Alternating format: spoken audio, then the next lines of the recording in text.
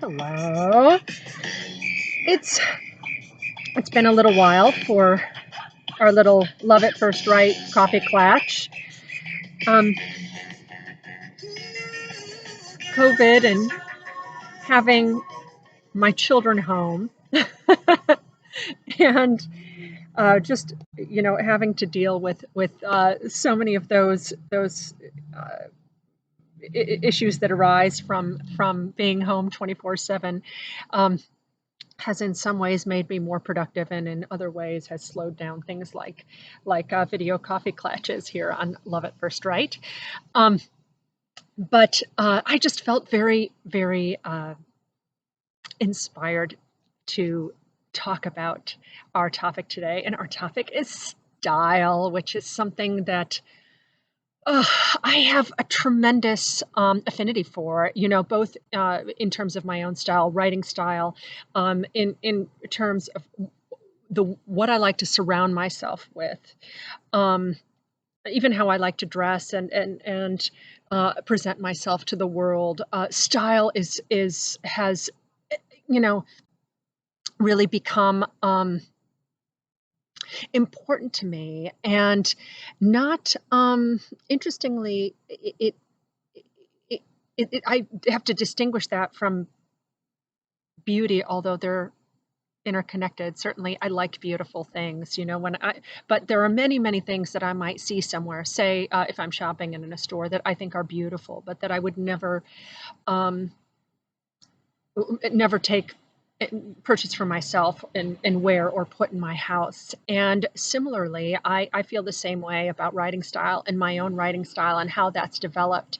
There are so many writers that I will read and just um, love their work, and yet I would never want to incorporate their style into my own, or writers that I can read and say, this is really interesting. This is clearly a very confident writer who knows where they want to go with this, and they have a real grasp of their themes and of their aesthetic, and yet it is not one that speaks to me. And I talk about style a lot with my writer friends, and also with young writers who might reach out and say, well, what is this thing, style? What does that mean? I think it's just something that we're born with, or is it something we develop? What is the relationship between what you're born with and what you develop? Because it really is a relationship. It's both.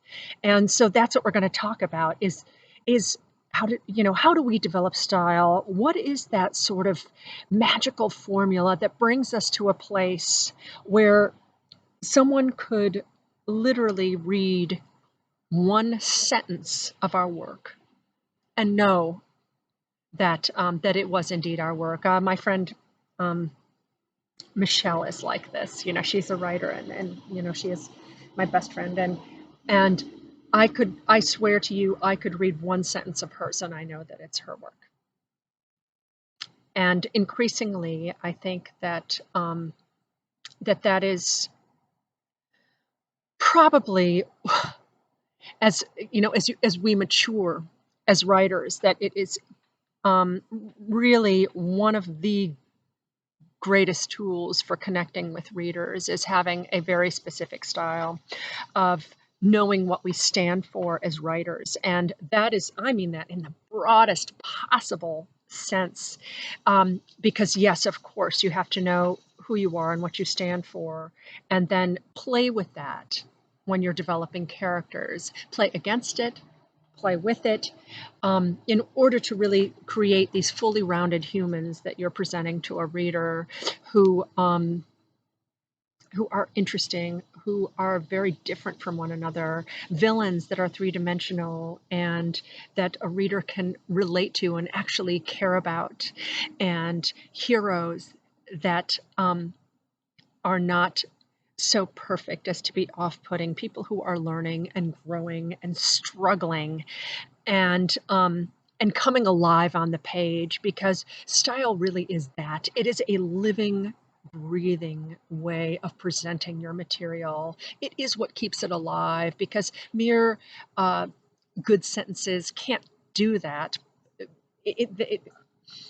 It's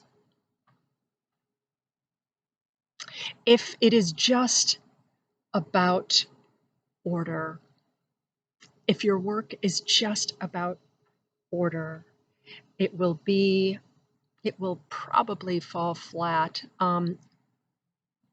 It will lack that special something. It will lack style, because style is something that we allow to bubble up from within. Now, that is not to say that chaos is style, because it is most certainly not. There are so many times when you'll pick up something and it is just a mess, and you'll read it and it's a mess. It may have elements of style, certainly, and it may have flourishes that are interesting, but discipline is an absolutely is as important an element to style as it is to parenting. And I actually think that as a writer developing our style, the parenting metaphor is apt, because we are trying to bring out the best in our words and the best in our characters, and we are trying to be very aware of our surroundings and communicate them to the reader, so that we are creating a world that the reader can step into and picture on their own.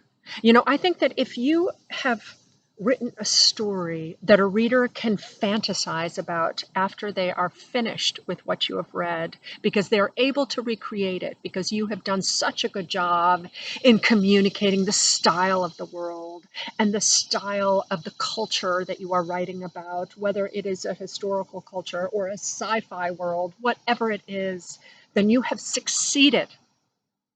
And I think if a reader can only ever be in your world when they are reading your manuscript, your book, your short story, your poem, whatever it is, and they are unable to take that world with them, then I think I have to wonder if you have, or I have, created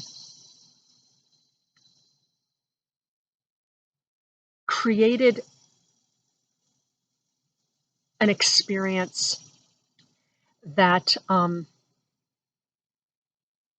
that can successfully move beyond just a first draft, if that makes sense. Um,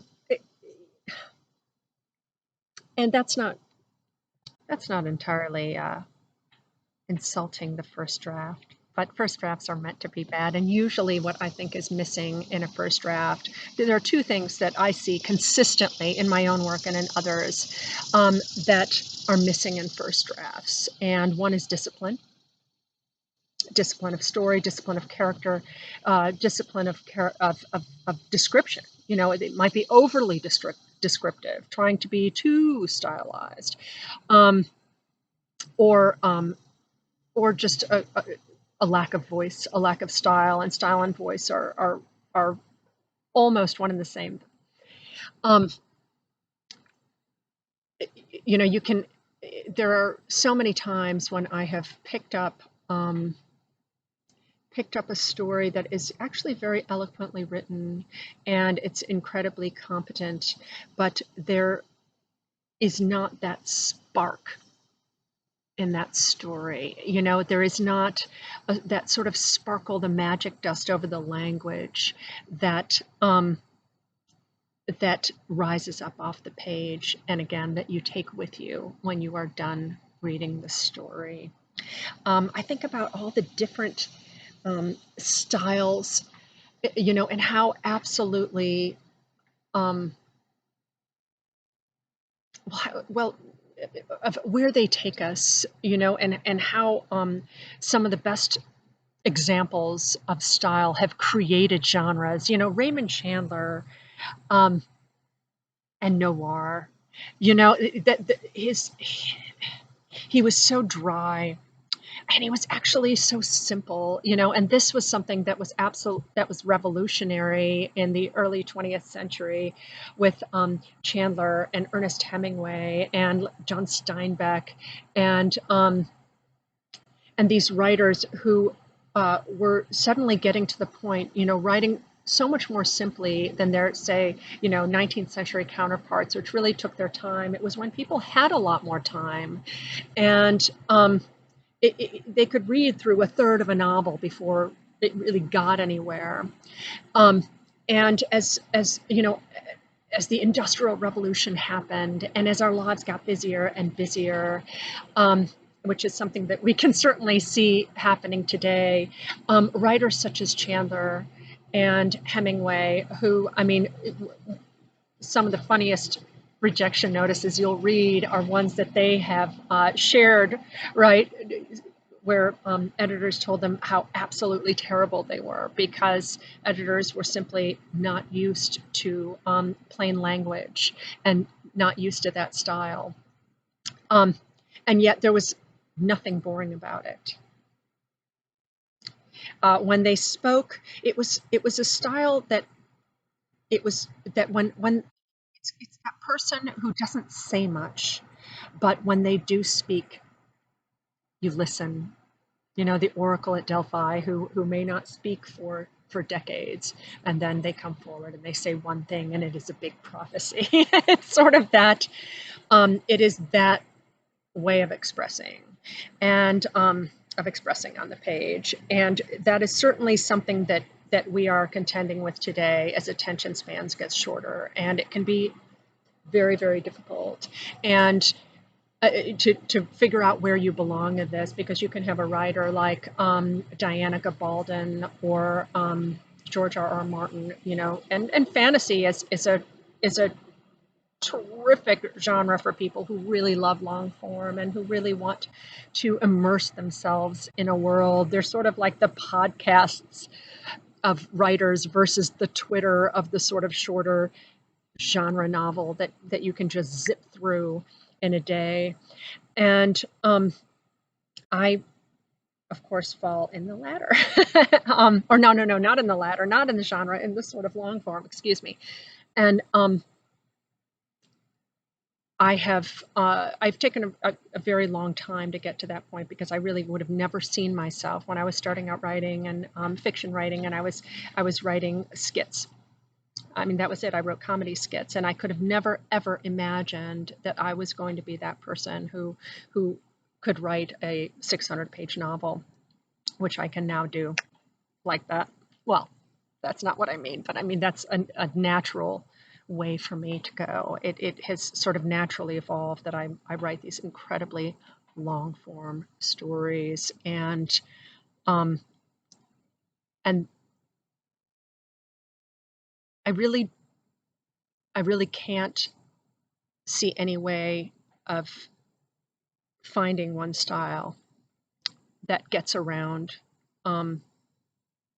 writing and writing and writing thousands upon thousands of words until you figure out how to either write a short, crisp novel or one that is world immersive.